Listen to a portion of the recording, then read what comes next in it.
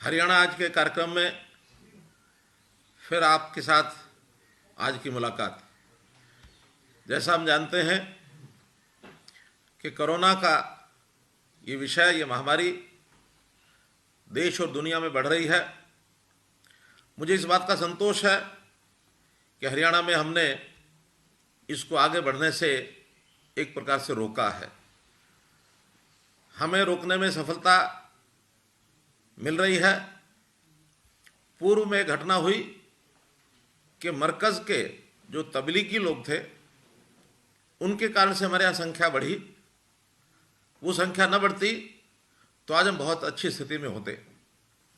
आज हमारे यहाँ 308 टोटल केसेस हैं, जो 4 मार्च से इस समय तक के लिए 224 लोग इसमें से रिकवर हो गए हैं।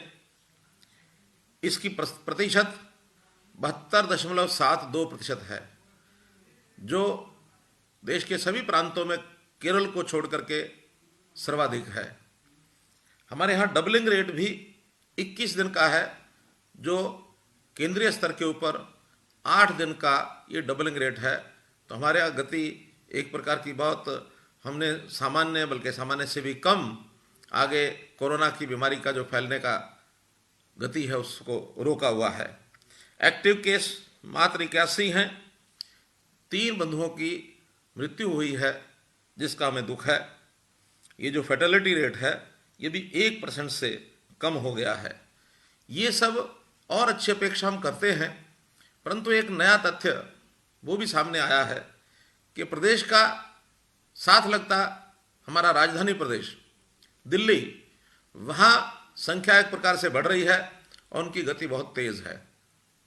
दिल्ली आने जाने वाले लोग हरियाणा से बहुत बड़ी संख्या में 4 जिले हमारे साथ लगते हैं।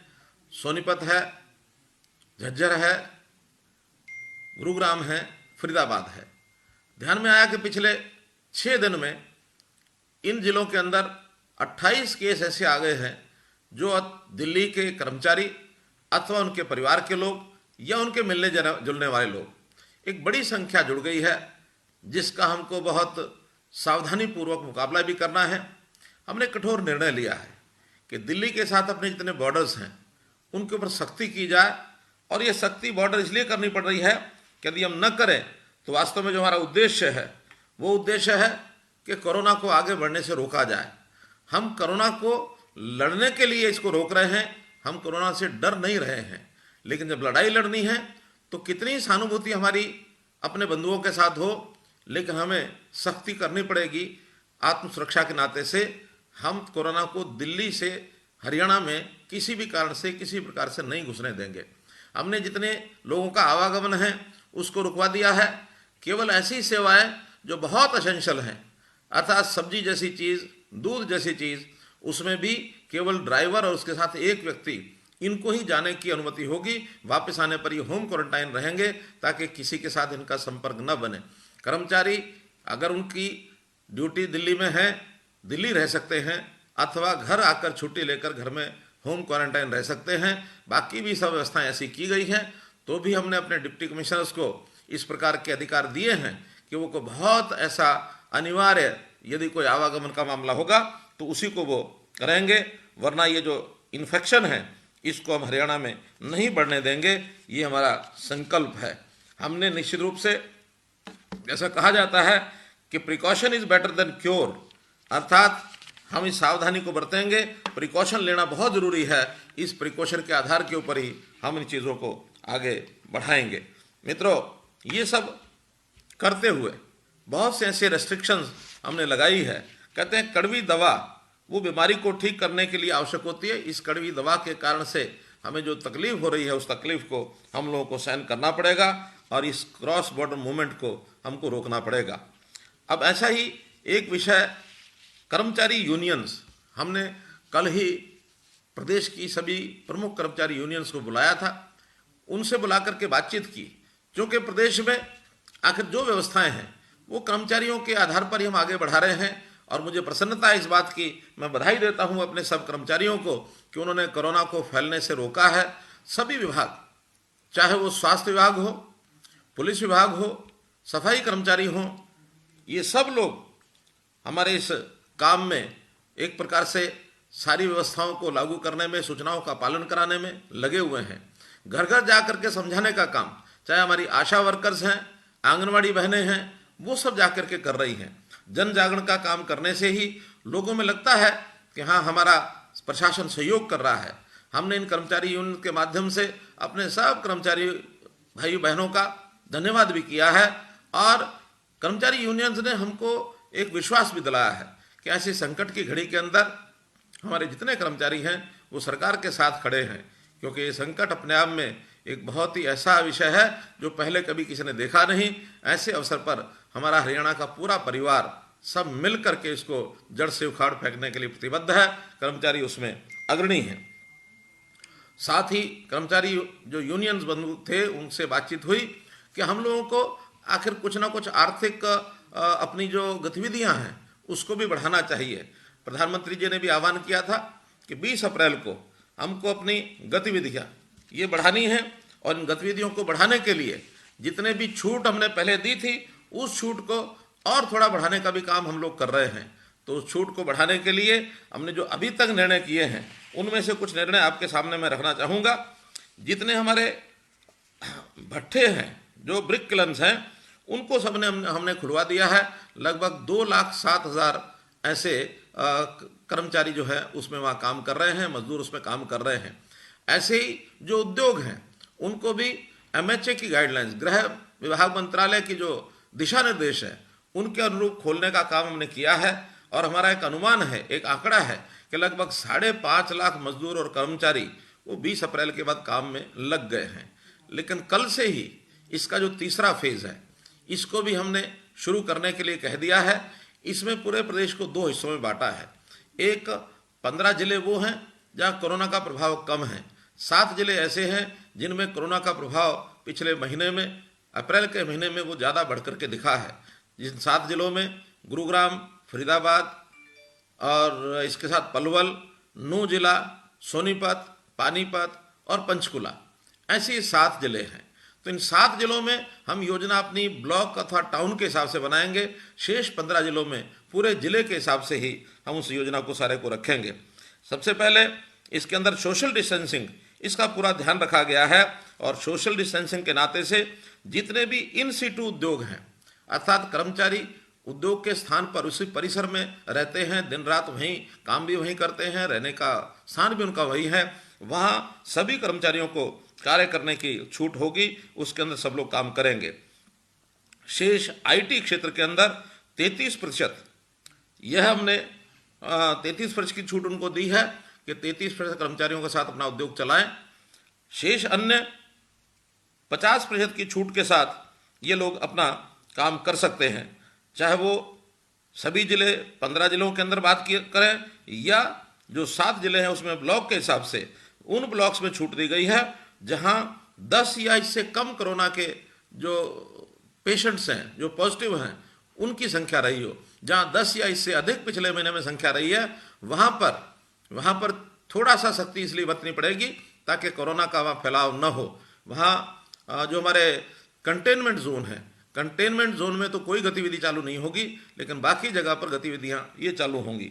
दुकानें भी शहरों में, मोहल्ले की दुकानें, और जहां कहीं केवल अकेली दुकान है, ऐसे स्थान पर जो मार्केट का हिस्सा नहीं है, इन दुकानों को छूट दी गई है। गांव में सभी दुकानों को, छोटी बड़ी सब दुकानों को खोल दिया गया है। ये भी सब जो भी हमारी गृह मंत्रालय की गाइडलाइंस हैं उसके हिसाब से ये हमने सब कुछ किया है। एक जानकारी और मैं देना चाहूँगा कि जो उद्योग सोशल डिस्टेंसिंग के कारण से अपने कम मजदूरों से काम चलाने के लिए आगे आएंगे, अर्थात 50% की जो संख्या उनको बताई गई है उसी से अपना उद्योग चलाएंगे, वहाँ उनके वर्किंग आवर्स में उनको छूट दी गई है कि वो 8 घंटे की बजाय 12 घंटे तक भी उन मजदूरों से काम ले सकते हैं। लेकिन ये जो धारा 59 है, 59, ये जो एक्ट है हमारा कारखाना अधिनियम 1948, इसकी धारा 59 के अनुसार उन सबको अतिरिक्त 4 घंटों का जो वेतन है, अर्थात ओवर टाइम का वेतन, ये डबल देना होगा। और इस नाते से एक कर्मचारी से 12 घंटे तक भी काम करने की सहमति वो लोग बना सकते हैं, ये भी एक छूट उनको दी गई है। मित्रों, इसी प्रकार उद्योग को हम लोगों ने खोलने के जो प्रावधान किए हैं उसमें मुझे लगता है कि हमारा जो दूसरा चरण है उद्योग खोलने का, उसके अंदर अधिक से अधिक खोले जाएंगे उद्योग। इसके बाद जहां कहीं कोरोना के केसेस ज़्यादा हैं वो तीसरे चरण में 3 मई के बाद उनको और छूट दी जाएगी। उस समय तक हमारी सब गति इस प्रकार की ध्यान में आएगी कि किस गति से हम कोरोना से लड़ाई लड़ रहे हैं और कोरोना को हम रोक पा रहे हैं, तो निश्चित रूप से इसको हम खोलेंगे। विषय है प्रवासी मजदूर। प्रवासी मजदूर हमारे यहाँ हरियाणा में भी बहुत बड़ी संख्या के अंदर उद्योग में लगे हुए थे, खेतों में काम कर रहे थे। अचानक इनको जब एक विषय लॉकडाउन का आया तो घर जाने के लिए इन्होंने अपनी तैयारी की, लेकिन चूंकि सोशल डिस्टेंसिंग के कारण से इनका एक साथ घर जाना संभव नहीं था। हमने इनके लिए माइग्रेंट कैंप्स बनाए और उन माइग्रेंट कैंप्स में लगभग 15,500 मजदूरों को 20-22 दिन वहाँ रहने के लिए कर्मचारियों ने, वहाँ पर संस्थाओं ने, सब लोगों ने सहयोग किया। और इसके बाद एक क्वारंटाइन का पीरियड पूरा होने के बाद परस्पर प्रदेशों में जो भी ऐसे लोग रुके थे उन्होंने अपने अपने घर जाने के लिए जब इंतजाम हमने किए तो घर जाने लगे हैं। और उन 15 दिनों के अंदर हरियाणा में हमने कम से कम ऐसे जितने प्रवासी मजदूर थे उन भाइयों को कोई तकलीफ नहीं होने दी, बल्कि सेवा भाव से उनका जब सेवा की गई और जाने लगे तो भावनात्मक तरीके के भी दृश्य ध्यान में आए कि जब उस कैंप को छोड़ करके जा रहे थे तो जाते समय ऐसा भी ध्यान में आया कि वहाँ के कर्मचारियों के पैर तक उन्होंने छुए। और जब उनसे पूछा ऐसा क्यों, तो उन्होंने कहा कि हमें परिवार के अंदर भी जितनी सेवा भाव और जितना हमको प्रेम स्नेह प्यार मिलता है उससे ज़्यादा प्यार हमको मिला है, और एक परिवार से जैसे बिछड़ना होता है इस प्रकार के बिछड़ने का उनका जो एक दृश्य ध्यान में आ रहा है।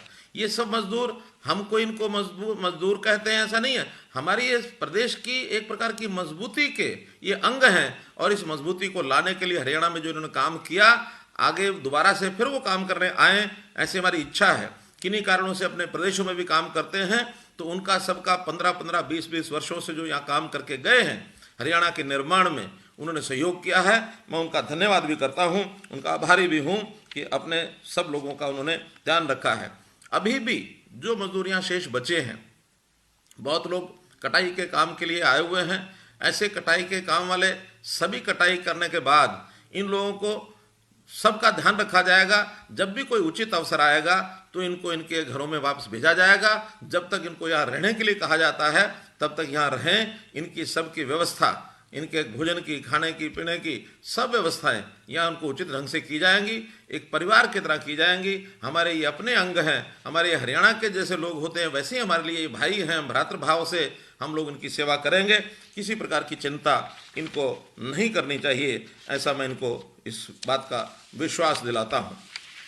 मित्रों, हरियाणा में चूँकि हमको पता है कि हमारी आर्थिक स्थिति, इस आर्थिक स्थिति का एक विषय सबके सामने मैंने खुले रूप से रखा है। आज मैं फिर उस बात को दोहराता हूँ कि हमको हरियाणा में अपने खर्चे कम करने होंगे, हमको अपनी आय किसी न किसी रूप में बढ़ानी होगी। इस आय को बढ़ाने के लिए हमारे जो मंत्रीगण हैं, बाकी सब लोग हैं, जैसे जैसे सुझाव आ रहे हैं उस हिसाब से उन सुझावों के ऊपर हम काम करेंगे। लेकिन एक विषय मैंने जो थोड़ा संकेत किया था कि हम जो अपनी भर्तियां हैं उन भर्तियों में यूनिवर्सिटीज़ के अंदर जहां आवश्यकता नहीं है वहीं नहीं करेंगे, बाकी जगह आवश्यकता जहां है उनकी भर्तियां चालू रहेंगी। और प्रदेश में भी जो भर्तियां हमने की हैं, अगर हम पिछले 5 साल 6 साल का हिसाब लगाते हैं तो इन 5-5.5 साल के अंदर हमारी अभी तक 73,500 भर्तियां ये हमारे स्टाफ सिलेक्शन कमीशन और हरियाणा पब्लिक सर्विस कमीशन से के कारण से हुई हैं। और अभी भी 12,500 ऐसी भर्तियां हैं जिनकी परीक्षाएं हो चुकी हैं, रिजल्ट आना शेष है। यदि रिजल्ट आया है तो उनकी काउंसलिंग करनी है, स्क्रीनिंग करनी है, वो शेष है। ये सब काम जो पाइपलाइन में है ये पूरे के पूरे होंगे, इनको किसी को रोका नहीं जाएगा। और इन 12,500 को मैं जोड़ता हूँ तो ये 86,000 भर्तियां हमने पिछले 5-5.5 वर्ष में की हैं। और ये हमने कभी भर्तियों के कारण किसी कारण से रोका नहीं है। जो खाली पोस्ट हैं, जितनी भी आवश्यकता है, उनको सबको हमने किया है। लेकिन अगर पिछले हमारे 6 साल से पहले 10 साल का हिसाब मैं लगाता हूँ तो चाहे स्टाफ सिलेक्शन कमीशन है, पब्लिक सर्विस कमीशन है, 10 साल के पूरे कार्यकाल में भी 86,000 भर्तियां हुई थी। अर्थात वो 10 साल का कार्यकाल और हमारा 5.5 साल का कार्यकाल, ये बराबर भर्तियां कर चुके हैं। आगे 4.5 साल भी जो बचा है समय, उसके अंदर भरपूर भर्तियां की जाएंगी। लेकिन वर्तमान समय ऐसा है, जब सोशल डिस्टेंसिंग है, जब ट्रांसपोर्ट के साधन बंद हैं, परीक्षाएं हम करा नहीं सकते हैं। हमारे तो जो स्कूल के विद्यार्थी, कॉलेज के विद्यार्थी, +2 के विद्यार्थी, इनकी परीक्षाएं वो सब शेष हैं और इस एक विशेष परिस्थिति के कारण से उनकी परीक्षाएं भी हम करा नहीं पा रहे हैं। इनकी परीक्षाएं कराने का अवसर जैसे हमें मिलेगा, जैसे ही वातावरण अनुकूल होगा, सब स्थितियां ठीक होंगी। केवल उस समय तक ही ये प्रतिबंध रहेगा जब तक ये परिस्थितियां ठीक नहीं होती हैं। परिस्थितियां ठीक होने के बाद ये सब काम निश्चित कराएंगे। आप अपने घर पर बैठ करके जो ऐसे बंधु अपने किसी इंटरव्यू के लिए, अपनी किसी परीक्षा के लिए, जॉब के लिए तैयारी करना चाहते हैं, भरपूर समय है, वो इसकी तैयारी करें और इसके कारण से उनको किसी प्रकार का ये कोई कठिनाई नहीं आएगी। मित्रों, क्योंकि समय ऐसा विशेष है, इस समय विशेष में हम लोग सब लोग कुछ ना कुछ अपने बंधन अगर अपने ऊपर लगाएंगे तो मैं समझता हूँ कि बहुत लाभ मिलने वाला है। मैं तो एक ही बात हरियाणा सरकार की ओर से कह सकता हूँ कि जब मैंने अपने मित्रों से, साथियों के सामने सब विषय रखे तो उन्होंने इसको बखूबी सहयोग करने का जो एक प्रकार से संकल्प दोहराया, जिसके कारण से मुझे बताते हुए आपको संतोष हो रहा है कि सभी 90 विधायक, उसमें 13 मंत्री हैं, 77 MLAs हैं, उन सब लोगों ने अपनी 1 महीने की तनख्वाह, सैलरी, ये पूरी की पूरी कोरोना रिलीफ फंड के अंदर ये डाल दी थी। और न केवल इस 1 महीने की सैलरी उन्होंने दी है, बल्कि आगे 1 साल अर्थात अप्रैल से लेकर अगली मार्च 2021 तक पूरे 1 वर्ष 30% सैलरी का अपना कट लगवा दिया है कि ये 30% की सैलरी हमारी कम कर दी जाए ताकि सरकारी खर्चों को कम किया जाए। मंत्री बंधुओं से जब अलग से बातचीत हुई तो उन्होंने कहा कि हमारे पास जो डिस्क्रिशनरी कोटा है, जो हम समय समय पर अपने हाथ में लेकर के खर्च करते हैं, ऐसी राशि जो 100 करोड़ रुपए से ऊपर है, उसमें से सब बंधुओं ने ये विचार किया कि हमको इस राशि को कम करना चाहिए। तो मुझे ये बताते हुए संतोष हो रहा है कि कुल मिलाकर सभी मंत्री, हमारे स्पीकर, डिप्टी स्पीकर, हमारे गवर्नर महोदय, सब लोगों ने मिलकर 51 करोड़ रुपए की राशि इस बार कम खर्च करने का और एक अपना संकल्प दोहराया है ताकि हमारे सरकारी खर्च में इसका एक प्रकार से बचत हो सके। ये सब काम किए हैं। सभी बोर्ड्स के, कॉरपोरेशंस के जो चेयरमैन हैं, उन्होंने भी 1 महीने की अपनी जो सैलरी है वो कंट्रीब्यूट कर दी है। XMLAs, उनकी पेंशन 42 XMLAs हैं जिन्होंने अपनी पेंशन का कुछ ना कुछ हिस्सा, कुछ XMLAs ऐसे हैं जिन्होंने पूरी की पूरी अपनी पेंशन 1 महीने की ये इस बार कोरोना रिलीफ फंड में डाली है।